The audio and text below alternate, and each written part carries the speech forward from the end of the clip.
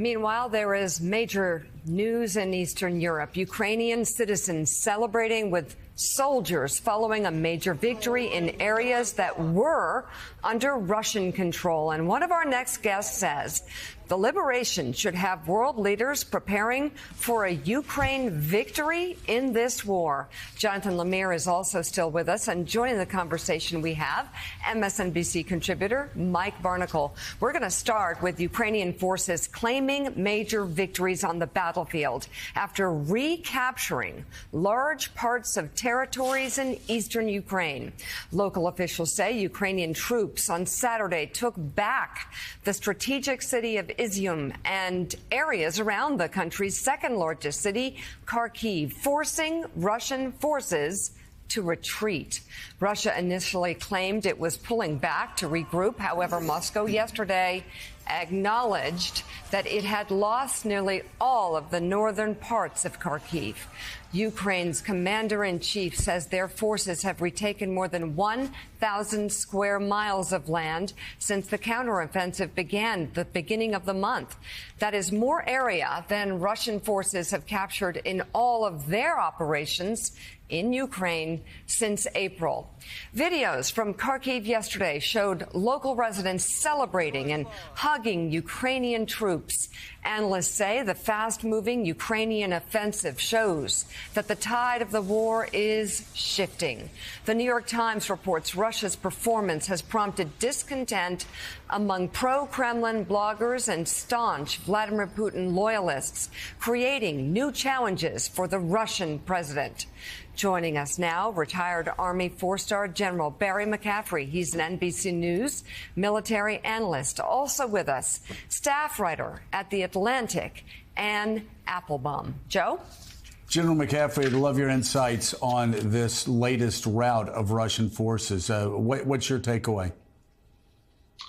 Well, it's a remarkable turn of events. You know, Ukrainians managed to achieve near total operational security, achieved a strategic surprise on thinned-out Russian forces, and it looks as if many of these Russian tactical units have literally come apart and are fleeing in chaos, leaving behind masses of equipment, prisoners, ammunition, just astonishing. Most of this is the courage and tenacity of the Ukrainian fighting units, but it also reflects $17 billion worth of security support to the Ukrainians, and more than a decade, I might add, of training, U.S. training, primarily by the U.S. National Guard, that built an NCO corps and some first-rate tactical leaders. So it's an astonishing turn of events. A fleeing army must be pursued relentlessly. So the question will now be, do the Ukrainians have the resources and the power to continue the process of unraveling these Russians? I'd also note the primary focus of the war must be achieving recapture of the Kherson pocket in the south to protect the Black Sea ports, primarily Odessa, without which Ukraine can't exist as a country. So remarkable good news. The coming week will be crucial to understanding the outcome of the war. Yeah, you know, Ann, the general talked about the astonishing achievements of the Ukrainian army and talked about their courage and tenacity, talked about the billions of dollars of aid that was poured in, contributing to it, talked about U.S. training that was contributing to it. But also another thing that contributed to it is the fact that the Russian units cut and ran. What should we take away from the fact that they didn't stay and fight, Ann? So this is something that was said to me by the deputy commander of the Ukrainian army in Kiev on Saturday. We thought they were going to fight back, and they did not fight back. And that, for the Ukrainians, has been the biggest surprise of the war. And what I think it illustrates is something we've known all along, which is that the Ukrainians are fighting for their own country, for their land, for their very existence as a nation. Most of these Russian soldiers are fighting for their salaries.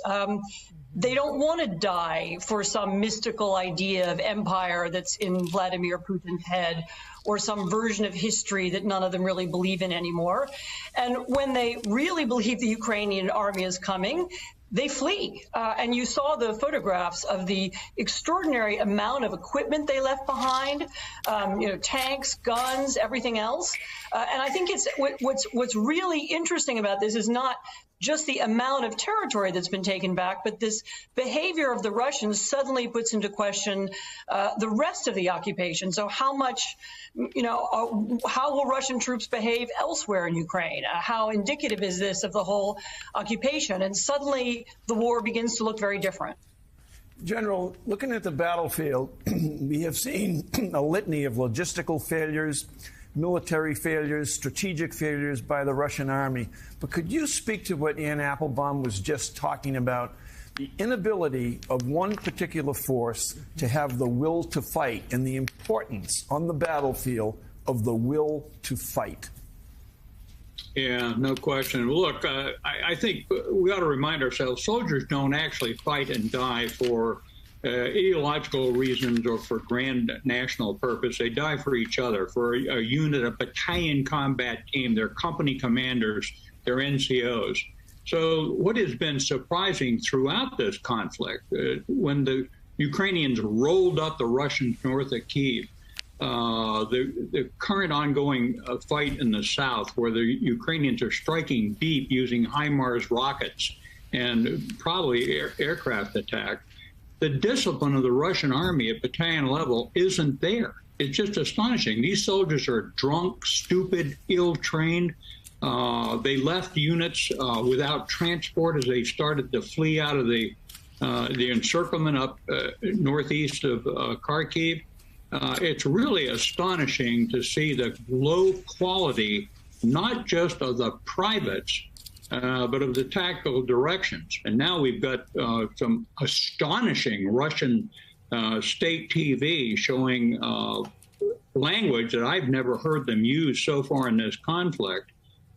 Some political dissent from elected officials inside Russia. So this is a fragile situation for the Russians. Putin has put himself in a terrible box. His military is not up to what he asked it to do.